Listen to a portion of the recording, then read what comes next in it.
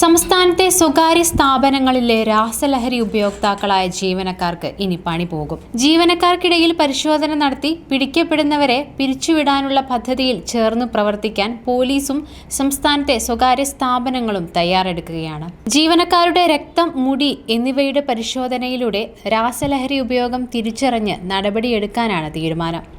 ഈ പദ്ധതിയോട് ഭൂരിഭാഗം സ്ഥാപനങ്ങളും സമ്മതം അറിയിച്ചെന്ന് ദക്ഷിണ മേഖല IG S ശ്യാമസുന്ദർ പറഞ്ഞു. സംസ്ഥാനത്ത് രാസലഹരി ഉപയോഗിക്കുന്ന യുവാക്കളിൽ 70% മെച്ചപ്പെട്ട ശമ്പളത്തോടെ സ്വകാര്യ സ്ഥാപനങ്ങളിൽ ജോലി ചെയ്യുന്നവരാണെന്നാണ് പോലീസിന്റെ കണ്ടെത്തൽ.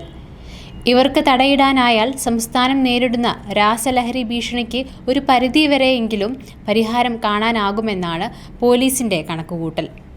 അതിനായാണ് സ്വകാര്യ സ്ഥാപനങ്ങളിലെ സ്ത്രീ ചൂഷണം തടയാനുള്ള പോഷ് ആക്ടിന്റെ മാതൃകയിൽ ലഹരി ഉപയോഗം തടയാനായി പ്രത്യേക നയം തയ്യാറാക്കുന്നത്.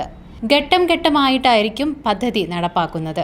ഒരു തവണ രാസലഹരി ഉപയോഗിച്ചാൽ 3 മാസം കഴിഞ്ഞ് നടത്തുന്ന പരിശോധനയിൽ പോലും ഇതിന്റെ തെളിവുകൾ കണ്ടെത്താനാകും എന്നത് പദ്ധതിയുടെ നടത്തിപ്പിന് കരുത്താകും. സ്വകാര്യ സ്ഥാപനങ്ങളിലെ രാസലഹരി ഉപയോക്താക്കളായ ജീവനക്കാർക്ക് ഇത് വലിയ തിരിച്ചടിയാകും. കൂടാതെ സ്വകാര്യ സ്ഥാപനങ്ങളിലെ ജീവനക്കാർക്കിടയിൽ പരിശോധന നടത്തി പിടിക്കപ്പെടുന്നവരെ പിരിച്ചുവിടാനുള്ള പദ്ധതിയിൽ ചേർന്ന് പ്രവർത്തിക്കാൻ പോലീസും സംസ്ഥാനത്തെ സ്വകാര്യ സ്ഥാപനങ്ങളും തയ്യാറെടുക്കുന്നുമുണ്ട്. സംസ്ഥാനത്ത് രാസലഹരി ഉപയോഗിക്കുന്ന യുവാക്കളിൽ കൂടുതൽ പേരും നല്ല ശമ്പളത്തോടെ സ്വകാര്യ സ്ഥാപനങ്ങളിൽ ജോലി ചെയ്യുന്നവരാണെന്നാണ് പോലീസിന്റെ കണ്ടെത്തൽ. അതേസമയം ഘട്ടം ഘട്ടമായിട്ടായിരിക്കും പദ്ധതി നടപ്പാക്കുന്നത്. സ്ഥാപനങ്ങളിലെ ജീവനക്കാരുടെ രക്തം, മുടി എന്നിവയുടെ പരിശോധനയിലൂടെ രാസലഹരി ഉപയോഗം തിരിച്ചറിഞ്ഞ് നടപടിയെടുക്കാനാണ് തീരുമാനം.